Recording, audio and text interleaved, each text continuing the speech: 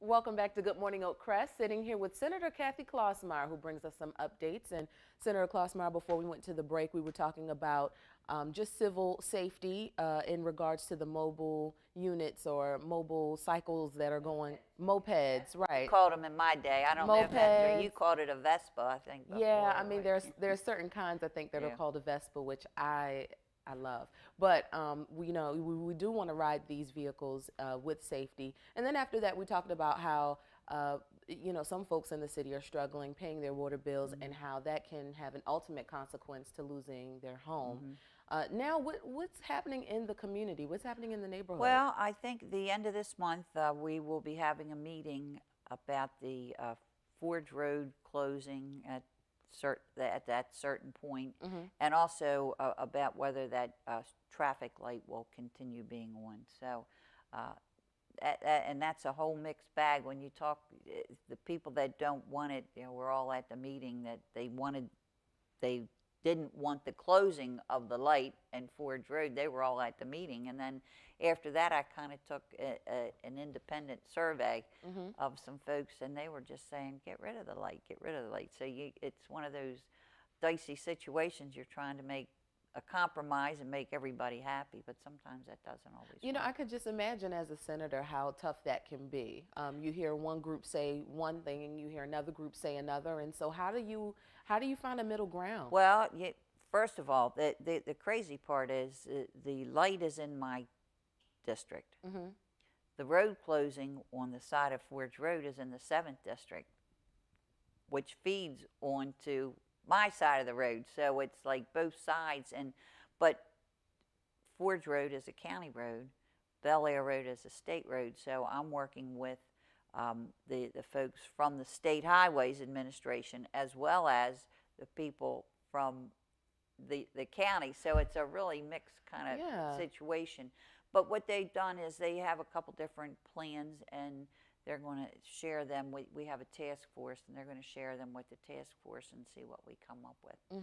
But some of the people are just very, very angry because you used to be able to go right out to Bel Air Road from Forge Road, but now you have to take the new road, Honeygo, and it takes you a little bit out of your way. So. Do folks eventually realize that the ultimate decision is possibly a good one? I think they don't know. They know what they want, and that's what they want. Okay. So it's a tough nut. Yeah, so sometimes you have win-win, sometimes not, but that's okay. I mean, not too long ago, we were here with folks from MACRA who talked about their upcoming meeting. Well, that meeting has long passed, but you have some updates from from that. What we discussed in that evening was the fact that there is an advisory committee working with the Department of Aging, the State Department of Aging, on different issues that folks feel that need to be really discussed. And there will be some legislation from that requiring more transparency and things like that as far as what goes on in the board. So I look forward to working with the MACRA and finding out what those are. And I believe Dolores Kelly, our senator from Baltimore County, is going to put some legislation in, and I will be co-sponsoring that with her. So, how significant do you think MACRA is for folks who are probably maybe not a part of MACRA?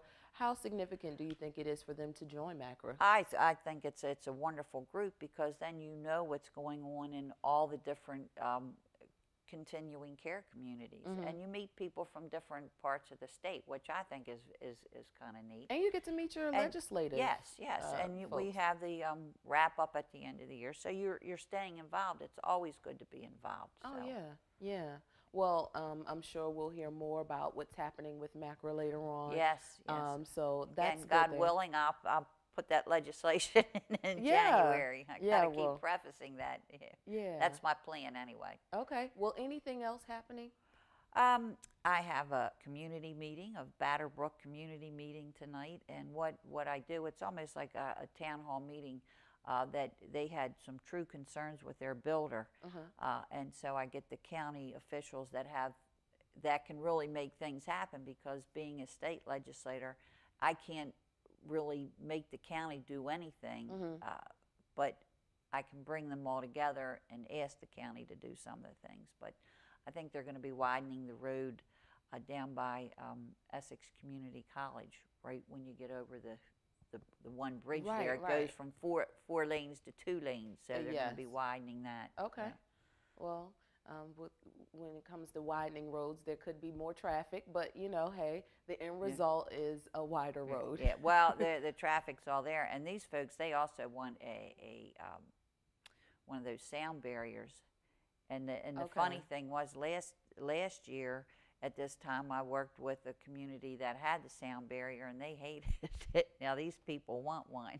I can't get them one, but the other people that middle ground again, right? Yeah, but the state highways, this group is right along 95 where they're expanding everything.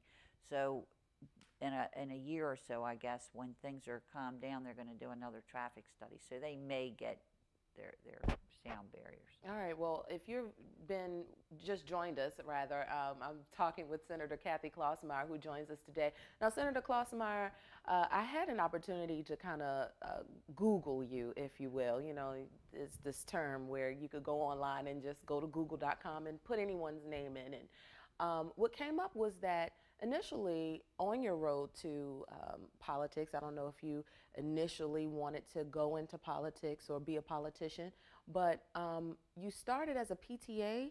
Oh, I was a PTA president, yes. PTA president. Yes. And do you think today, you know, from that PTA president office, did you think that it would flush out to all the things that you've done? I had no idea. In fact, when my children were at Gunpowder Elementary, and I wanted to volunteer, so they finally asked me. I kept trying to figure out why they wouldn't ask me, but I would always volunteer for things that were at the end of the school year. But I had worked as a child life coordinator, and I was still working at St. Joe's Hospital and very interested in children's activities.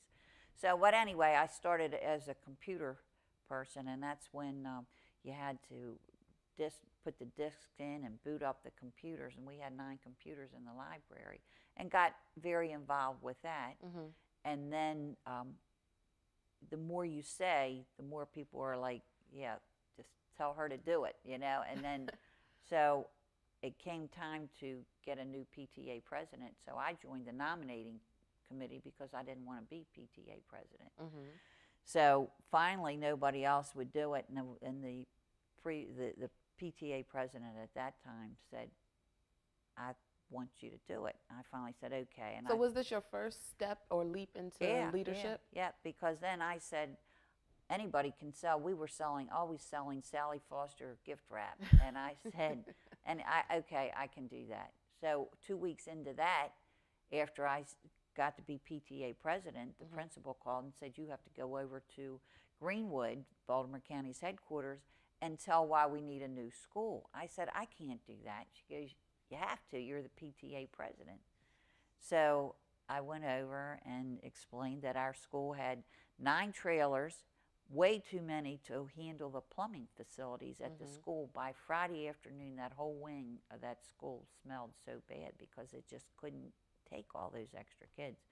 So they finally, I did that, and then I worked with the community leaders at that point, with the parents at the school, with the elected officials at that time, and we had a big letter writing campaign. I helped coordinate all that, and we ended up getting the new school, which is on 7 Courts, which is now, gosh, 20 years old, 15 years. I don't know how. Did it take a lot of persistence? Yeah, well, we had just all worked. It was like you're in a ship and you're starting to row, or on a boat, and everybody started rowing in the same direction, and the legislators at that time realized, yeah, we weren't kidding. We needed a new school. We brought them around for tours of the different areas, and everybody just started going the same way.